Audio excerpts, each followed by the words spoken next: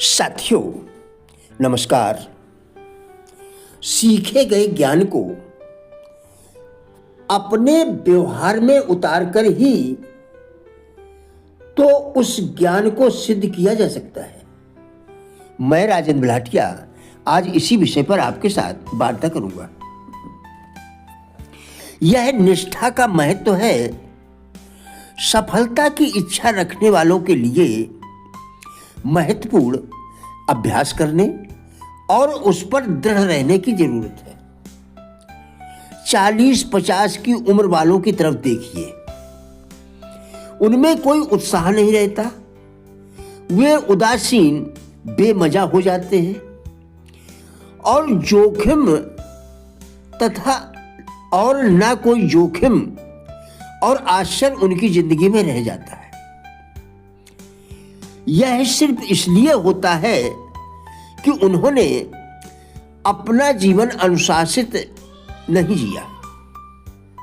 हम बोलने के दौरान भी समय को व्यवस्थित नहीं रख पाते, तो भी हम सफल होना चाहते हैं। आधारभूत अनुशासन के बगैर सफलता कैसे संभव है? आप जीवन को नियंत्रित नहीं कर सकते, लेकिन आप अपनी प्रतिक्रिया को नियंत्रित अवश्य ही कर सकते हैं और वहीं से जीवन में परिवर्तन की शुरुआत होती है।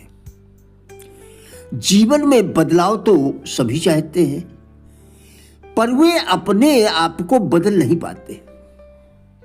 जो किसी काम की शुरुआत करके लगातार उस काम को करता है, उसे कालांतर में खुद में बदलाव महसूस होने लगता है। ज्ञान का मूल्य तभी है जब उसे जीवन में उतारा जाए। आइए इसे एक कहानी से समझते हैं। गांव का एक बालक जिसका नाम श्रीधर था, विद्या अध्ययन हेतु एक गुरु के आश्रम में उसके पिता द्वारा भेजा गया। आश्रम में कई वर्षों तक रहकर उसने धर्मशास्त्र, वेद वेदांत और दर्शन शास्त्र का अध्ययन किया। विद्या अध्ययन पूरा करने के बाद श्रीधर अपने गांव वापस आया। श्रीधर का उसके माता पिता और ग्रामवासियों ने प्यार व स्नेह के साथ उसका स्वागत किया। समाज में धर्मशास्त्रों के ज्ञाता को बड़े सम्मान की दृष्टि से देखा जाता था।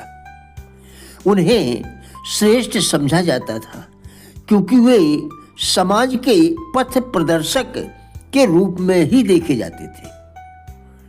वे स्वयं व दूसरों के जीवन की गुत्थियों, उलझनों व समस्याओं को सुलझाने व सटीक समाधान देने में समर्थ माने जाते थे। इन सभी कारणों से ऐसे लोगों को समाज में बड़े सम्मान की दृष्टि से देखा जाता था। श्रीधर के गांव में आए हुए महीनों बीत चुके थे। उसके माता पिता चाहते थे कि मेरा पुत्र शादी करके गृहस्थ जीवन की जिम्मेदारियां निभाए। एक दिन श्रीधर ने अपने पिता से कह ही दिया कि पिताजी, मैं पारिवारिक और लौकिक जिम्मेदारियों से दूर रहना चाहता हूं और विवाह नहीं करना चाहता। पिता ने श्रीधर को बहुत समझाया, पर वह विवाह के लिए राजी नहीं हुआ। अचानक पिता के मन में विचार आया कि क्यों न श्रीधर को उसके गुरुजी के पास ले जाया जाए। गुरुजी इस समस्या का कुछ ना कुछ समाधान अवश्य ही बता देंगे। श्रीधर के पिता उसके गुरु को श्रीधर के पिता उसके गुरुजी के पास पहुंचे और अपनी समस्या बताई। गुरुजी समस्या के मूल कारण को समझ गए और श्रीधर को वापस अपने आश्रम में बुला लिया। और वहीं आश्रम में रहने को कहा। एक दिन गुरु ने श्रीधर को बगीचे से फूल चुनकर लाने को कहा। संयोग से जिस उपवन में श्रीधर फूल चुन रहे थे, उस बगीचे का मालिक वहां पहुंच गया और श्रीधर को फूल तोड़ते देखकर आग बबूला हो गया। उसने श्रीधर से कुछ न पूछा और न उससे कुछ कहा। उसने सीधे अपने हाथ में ली धारदार कुल्हाड़ी तानी और श्रीधर को मारने दौड़ पड़ा। श्रीधर आगे दौड़ रहा था, बगीचे का मालिक तेजी से उसके पीछे दौड़ रहा था। श्रीधर ने बचने का कोई उपाय न देखकर गुरु के आश्रम की ओर भागा और आश्रम में घुस गया। श्रीधर ने गुरु के चरणों में गिरकर अपनी सारी बातें बताई। उपवन का मालिक आश्रम के पास चुपचाप खड़ा था। गुरु ने शिष्य की बातें सुनी और फिर कहा, बेटा, यह देह तो नाशवान है। उपवन का मालिक कुल्हाड़ी से तुम्हारी देह को ही तो नष्ट करेगा। अमर आत्मा को तो मार नहीं सकता। फिर तुम इतने भयभीत क्यों हो? आत्मा अजर अमर अविनाशी है, पर देह का धर्म भी तो सत्य है। इसलिए घर जाओ और दोनों को साधो।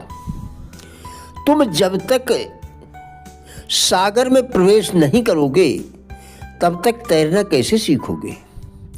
सीखे गए ज्ञान को व्यवहार में उतार कर ही तो उस ज्ञान को सिद्ध किया जा सकता है। व्यवहार में उतारे बिना ज्ञान का कोई मूल्य नहीं होता। देह में रहकर ही तो उस ज्ञान को व्यवहार में उतारा जा सकता है। जल में रहकर उससे स्पर्श रहने वाले कमल की ही तो प्रशंसा होती है। अन्यथा जल से तो बहुत से पुष्प अलग रहते हैं। तुम संसार में जाओ और संसार से अलग रहो। तुम देह में रहो पर देहासक्ति से मुक्त रहो। संसार में रहकर शादी व्यवसाय करो, उनसे अनासक्ति से मुक्त रहो और संसार में अलग, और उसी से तुम्हारा कल्याण होगा। शिष्य गुरु की बात मानकर घर वापस लौट गया। साथियों, हमारा उद्देश्य इन वीडियोस के द्वारा लोगों में जीवन के प्रति सकारात्मक दृष्टिकोण एवं जिज्ञासा पैदा करना है। कृपया वीडियो पूरा देखकर विचार करें, क्या यह आपके लिए उपयोगी है? यदि हाँ, तो कृपया लाइक, शेयर व चैनल को सब्सक्राइब करके हमारा भी उत्साह बढ़ाएं। वीडियो देखने के लिए धन्यवाद।